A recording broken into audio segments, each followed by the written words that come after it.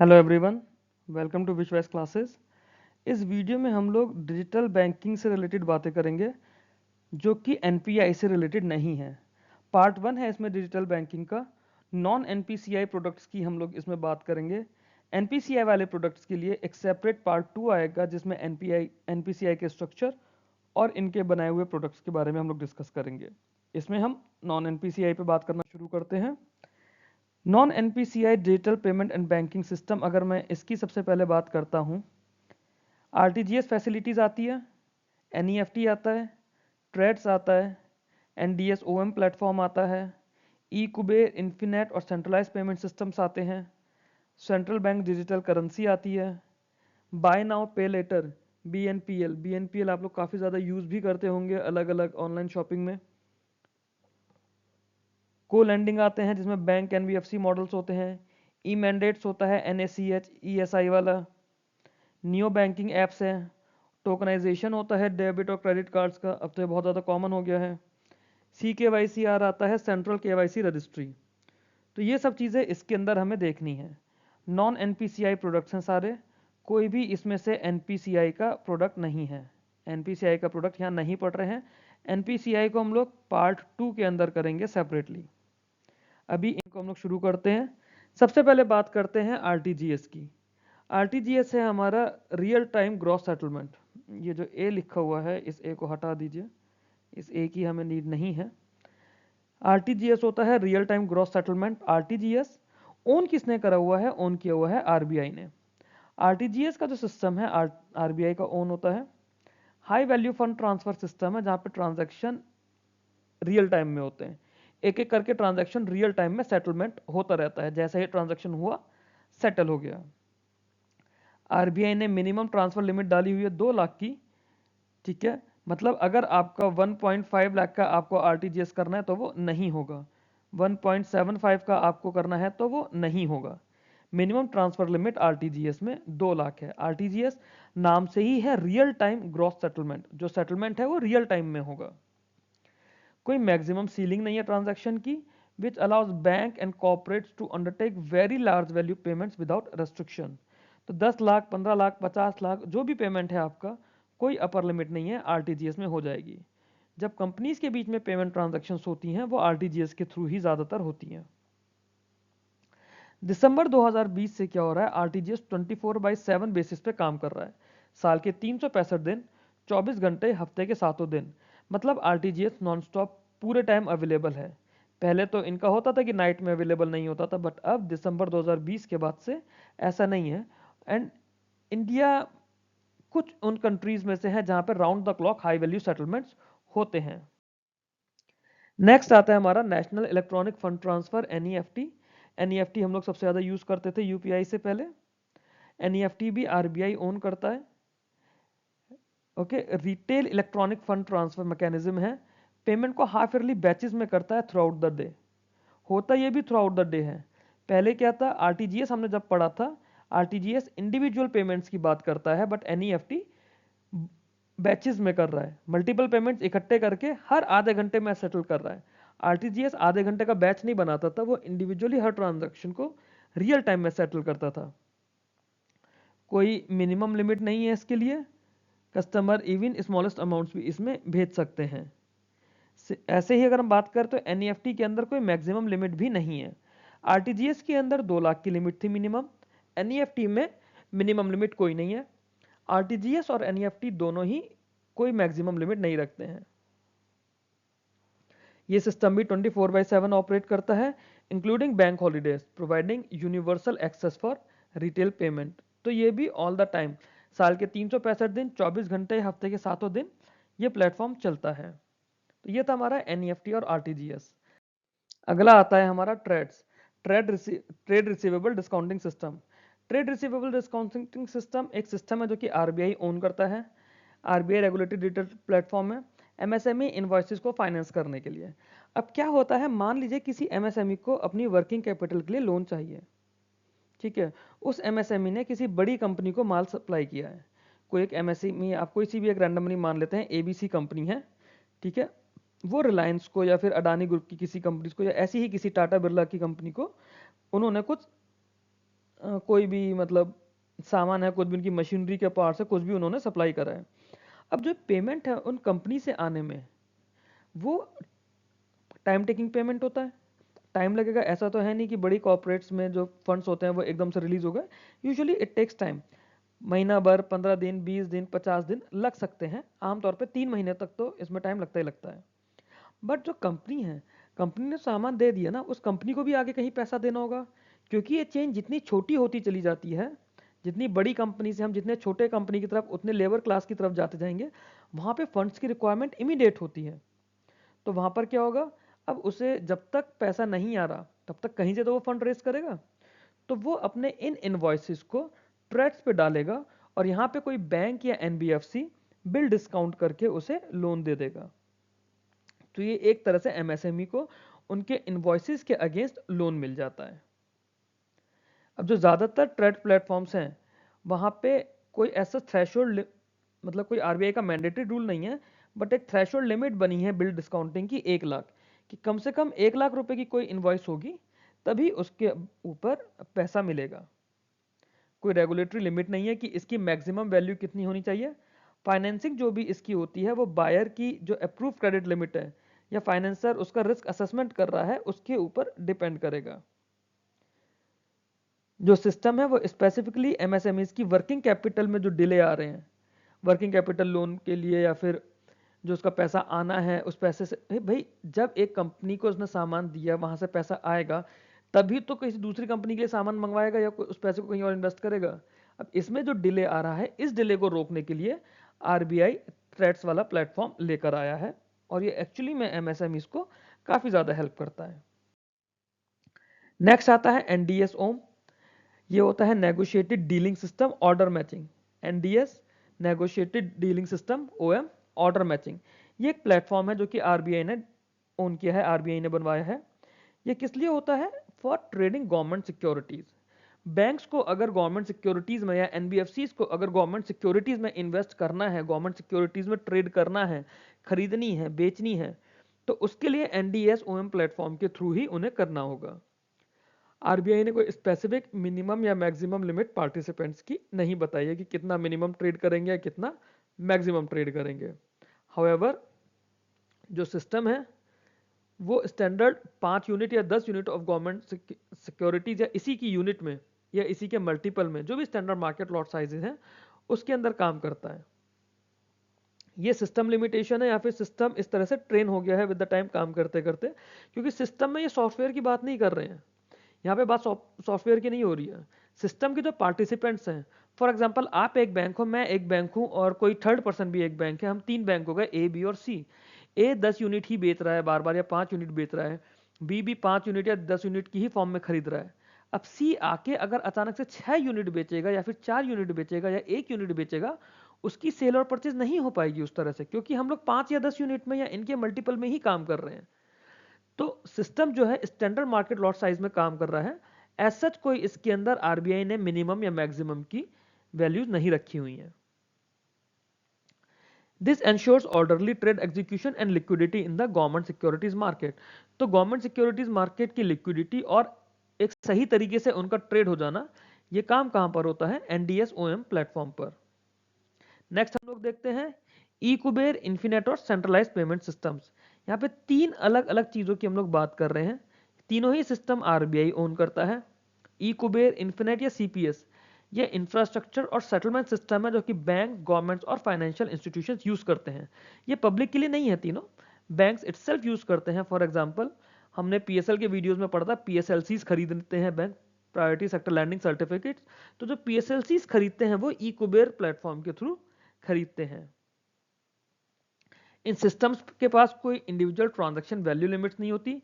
ये एक तरह का लेजर बनाते हैं, एक तरह का मैसेजिंग या सेटलमेंट आर्किटेक्चर, अगर हम लोग इसे बोले, कि बेसिकली एक रिपोजिटरी की तरह है, कि यहाँ पे एक मार्केट है। आप ऐसे समझ लीजिए कि एक मार्केट की तरह होता है, कि यहाँ पे आपके पास सारी बुक्स में लिखा जाता है कि आपने क्या खरीदा है, कैसे खरीदा है, कितना पैसा आपने कहाँ लगाया है। तो एक लेजर की फॉर्म में, एक बुक की फॉर्म में आपके पास बुक कीपिंग हो रही है इन तीनों ही प्लेटफॉर्म्स पे। नेक्स्ट हम लोग देखते हैं central bank digital currency. India का डिजिटल ई रूपी, ये एक इंपॉर्टेंट चीज़ है आपके लिए, एग्जाम के लिए भी, इंटरव्यू के लिए भी, आने वाले IBPS PO इंटरव्यू के लिए, RRB PO इंटरव्यू में, या जो भी आप सर्किल बेस्ड ऑफिसर या local area officer, local bank officer, जो भी स्केल 2 वाली पोस्ट होती हैं, उनके लिए बहुत इंपॉर्टेंट टॉपिक है CBDC। तो CBDC की अगर हम लोग बात करते हैं, इससे पहले मैं रब कर दूं,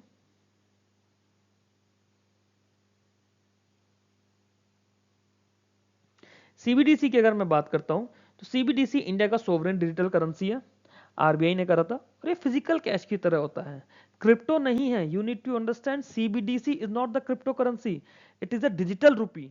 जो 10 का नोट आपके हाथ में है, वही 10 का नोट आपके पास एक डिजिटल फॉर्म में अवेलेबल है, तो वो RBI की डिजिटल करेंसी है। CBDC इज द ई रूपी और द डिजिटल करेंसी। इंडिया ने क्या करा था सबसे पहले, ई रूपी डब्ल्यू होलसेल और ई रूपी आर रिटेल, ये पायलट प्रोजेक्ट लॉन्च करे थे 2022 में। अब उस समय जो था CBDC का मार्केट था, वो गवर्नमेंट सिक्योरिटी सेटलमेंट और कुछ यूजर्स को कुछ बैंक्स के थ्रू था। तो RBI ने अपने ही कुछ एम्प्लॉयज को पायलट में दिया, अपने ऑफिस के आसपास के जो वेंडर्स हुए, जो शॉप्स हुए, उनके आगे प्रमोट करा कि आप इसको यूज़ करिए, ताकि पेमेंट्स वगैरह देखे जाएं। पायलट था, देखा जाएगा कि इसमें क्या प्रॉब्लम्स आएगी, क्या प्रॉस एंड कॉन्स हो रहे हैं। तो ये पायलट लॉन्च हुआ था 2022 में, होलसेल और रिटेल की फॉर्म में। जो होलसेल था वो गवर्नमेंट सिक्योरिटी सेटलमेंट में होता था, जो रिटेल था वो किसी बैंक के थ्रू, क्योंकि वो आपका पैसा डिजिटली फॉर्म में कहीं तो स्टोर होगा ना, तो वो किसी बैंक के थ्रू होगा, उनका ई रूपी का वॉलेट होगा या CBDC वॉलेट होगा, उसके थ्रू ये पैसा ट्रांसफर हो रहा था। डिजिटल रूपी used token based architecture. Important चीज क्या है, टोकन बेस्ड आर्किटेक्चर यूज करता है, जो कि डिजिटल वॉलेट्स में P2P और P2M ट्रांजैक्शंस करता है। होती ही कैश की ही तरह, आपको सब्जी वाले को 50 रुपए देने हैं, आपने ई रूपी से 50 रुपए उसे दे दिए, आपके ई रूपी वॉलेट से वो 50 रुपए कटे।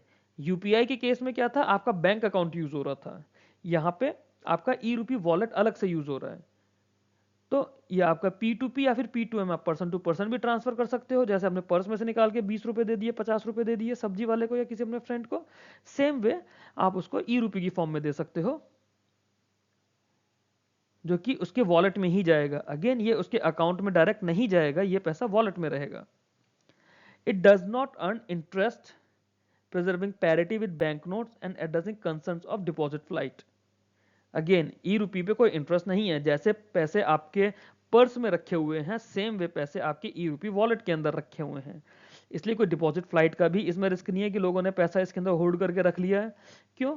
क्योंकि जब डिजिटल सिस्टम में आपको इंटरेस्ट ही नहीं मिलेगा, तो आप लैक्स में, करोड़ में पैसा जोड़ के नहीं रखोगे। अब RBI इसकी बाकी चीज़ों पे काम कर रहा है, कि जैसे इसको ऑफलाइन कैसे बढ़ाना है, इसकी प्रोग्रामेबिलिटी, और जो अभी एग्जिस्टिंग बैंकिंग सिस्टम है उन पे कैसे कैसे काम कराना है। ये सब चीज़ें टाइम के साथ साथ चलती रहेंगी। सेंट्रल ऑब्जेक्टिव क्या है? To improve monetary efficiency, reduce cash management cost and strengthen India's digital financial infrastructure. Cash management cost बहुत बड़ी होती है। RBI से फिजिकल कैश निकलता है, सबसे पहले तो RBI तक वो कैश आता है, तो वो कैश की प्रिंटिंग की कॉस्ट है, उस प्रिंटिंग के लिए जो एम्प्लॉयज़ हैं उनकी कॉस्ट है, जो मशीनरी है उनकी कॉस्ट है। देन वो नोट प्रिंट हुए, उसके बाद वो RBI तक सेफली आए, जो व्हीकल यूज़ हो रहा है उसकी कॉस्ट हो रही है, फ्यूल की कॉस्ट हो रही है, जो सिक्योरिटी पर्सन उसको सेफ गार्ड कर रहे हैं उनकी कॉस्ट आ रही है, RBI के अंदर कैश आता है। ये हम लोग बात कर रहे हैं कैश मैनेजमेंट कॉस्ट क्या होती है। RBI के अंदर कैश आया, RBI के पास एक स्पेसिफिक डिपार्टमेंट होगा जो इस चीज़ को देखेगा कि कौन सी करेंसी के कितने पैकेट्स, कितने बंडल्स आए हैं, उन्हें स्टोर करना है, इस हर चीज़ में कॉस्ट जा रही है। अगर ये सब कुछ नहीं होगा तो काफ़ी हद तक कॉस्ट कम हो जाएगी, और हम सब लोग डिजिटल फाइनेंशियल इंफ्रास्ट्रक्चर पे काम करेंगे। तो ये आपके UPI या आपके वॉलेट्स की ही तरह होता है, बट उससे अलग होता है, क्योंकि एक तो ये आपके बैंक अकाउंट में पैसा नहीं जा रहा है, पैसा आपके ई रूपी वॉलेट में जा रहा है। दूसरा, इस पे कोई इंटरेस्ट नहीं है। तीसरा, ये सोवरेन डिजिटल करेंसी है। The word is sovereign digital currency. बाकी जो है वो फिजिकल कैश की ही फॉर्म में होता है आपका, बट वो बैंक अकाउंट में होता है। ये आपकी डिजिटल करेंसी है। बाकी में आप 50 पैसे, 1.5 रुपए, 2.5 रुपए का भी ट्रांजैक्शन कर सकते हो। इसमें जिस फॉर्म में हमारी फिजिकल करेंसी है उसी फॉर्म में डिजिटल करेंसी रहेगी। आगे देखते हैं। नेक्स्ट है हमारा BNPL, buy now pay later. Buy now pay later के अंदर क्या है, एक शॉर्ट डिजिटल क्रेडिट प्रोडक्ट है that allows consumer to buy goods and pay later in interest free instalments. आप लोग देखते हैं मोबाइल फ़ोन्स खरीदते हैं, एप्पल का आईफोन तो बहुत लोग खरीद रहे हैं, इसी वजह से अलग अलग लैपटॉप्स ले रहे हैं, महंगे प्रोडक्ट्स ले रहे हैं। क्यों? क्योंकि आपने बाई तो अभी कर लिया, बट उसको पे आप इंटरेस्ट फ्री इंस्टॉलमेंट्स में करेंगे। इवन अब तो जो मेक माई ट्रिप या आईबीओ फ्लाइट्स वगैरह होते हैं, होटल के पेमेंट्स होते हैं, वो भी बीएनपीएल पर चलते हैं।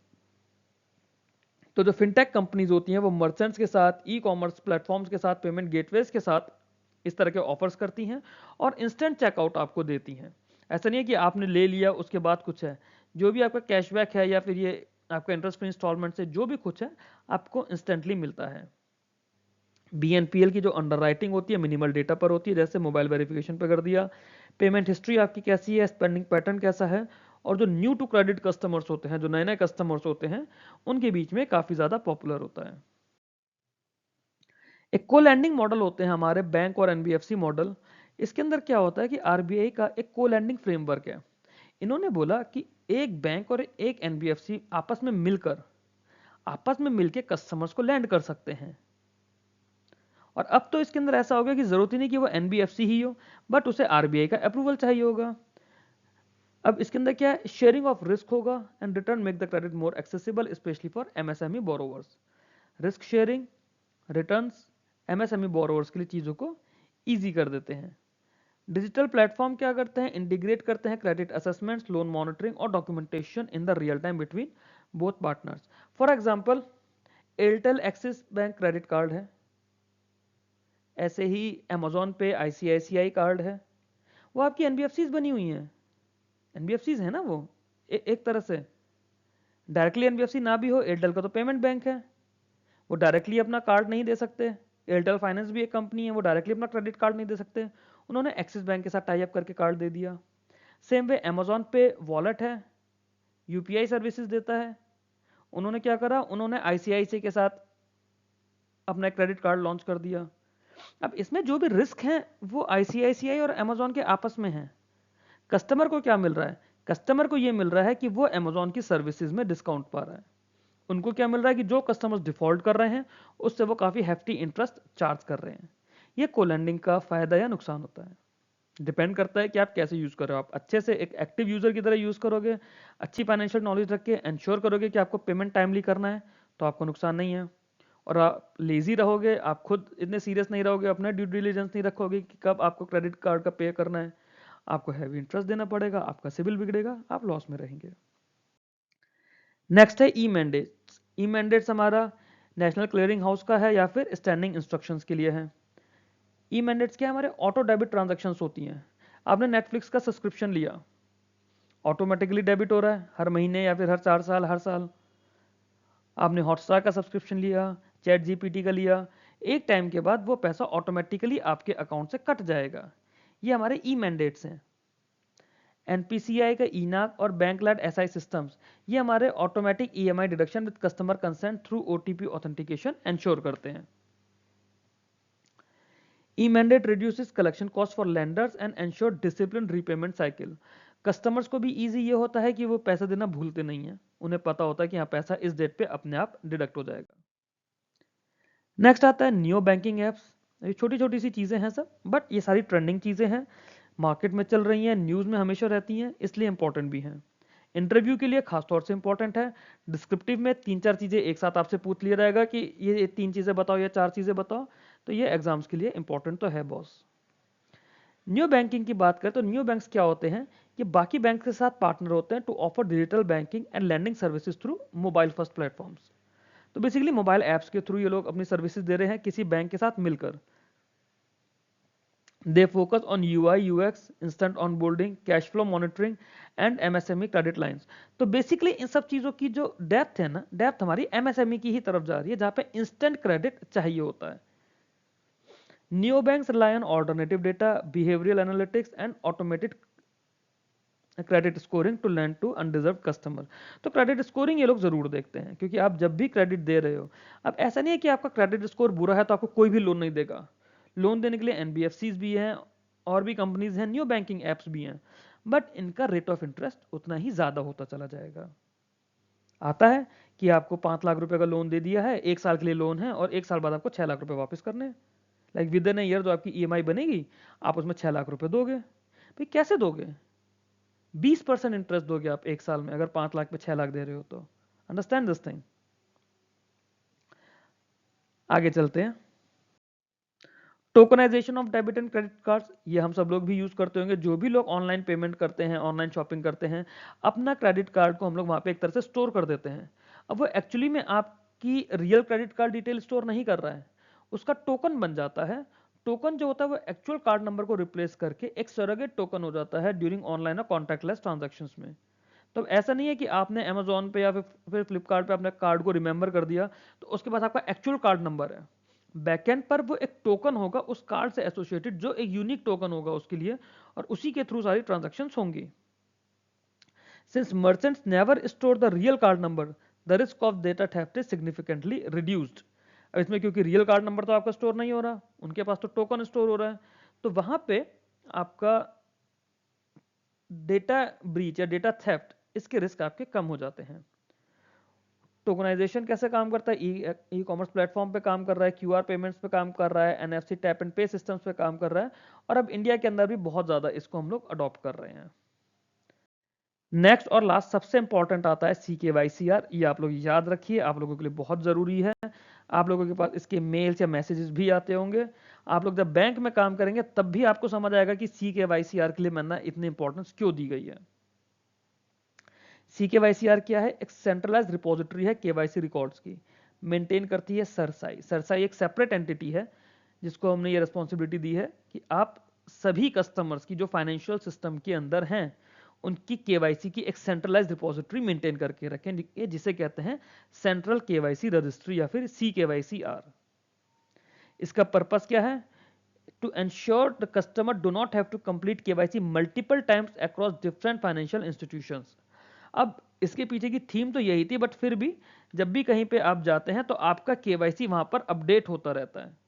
हर बैंक टाइम टू टाइम आपकी KYC इंफॉर्मेशन वहां से फैच करते रहते हैं, और जब भी ऐसा होगा तो आपके पास नोटिफिकेशन या मैसेज जरूर आएगा। अगर आप कोई क्रेडिट कार्ड अप्लाई करेंगे तो वो क्रेडिट कार्ड आपका सिबिल चेक करने के साथ साथ कार्ड अप्रूवल के बाद आपकी इंफॉर्मेशन को CKYCR में अपलोड करेंगे। अगर आप बैंक में सेविंग्स अकाउंट खोलेंगे, करंट अकाउंट खोलेंगे, तो वो इंफॉर्मेशन आपकी CKYCR पर अपलोड होगी। क्या इंफॉर्मेशन? जो भी आपका लेटेस्ट उस समय का ID एड्रेस प्रूफ है या आपकी KYC डिटेल्स हैं वो। The registry stores documents, photos, demographic information and KYC status in a unique किन। किन होता है हमारा KYC आइडेंटिफिकेशन या फिर KYC आइडेंटिफायर, किन। Banks, NBFC, mutual funds, insurers, ये आपके किन की हेल्प से आपकी KYC डिटेल्स को फैच कर सकते हैं, और इसकी वजह से हमारा ऑनबोर्डिंग टाइम बहुत ज़्यादा कम हो गया है, और अब इसको सबसे ज़्यादा हम लोग डिजिटल ऑनबोर्डिंग में यूज़ करते हैं। तो ये थे फ्रेंड्स हमारे डिजिटल बैंकिंग के वो सारे प्रोडक्ट्स जो NPCI से रिलेटेड नहीं है। डिजिटल लैंडिंग का सेकंड वीडियो मैं लेकर आऊंगा जिसके अंदर NPCI का ओवरव्यू देते हुए जितने भी NPCI के प्रोडक्ट्स हैं, that includes AEPS services, UPI services, UPI light services, offline UPI services, इस तरह की सभी चीज़ों के लिए एक सेपरेट वीडियो बनाएंगे जो कि डिजिटल लैंडिंग का पार्ट 2 होगा। Thanks for watching this video people. अगर आपको वीडियो अच्छा लगता है तो प्लीज़ आप मेरे को कमेंट कीजिए, मेरे को यूट्यूब पर फॉलो कीजिए, टेलीग्राम पे फॉलो कीजिए। टेलीग्राम पे मैं सारे वीडियोज़ की PDF अपलोड करता हूँ time to time. Thank you very much.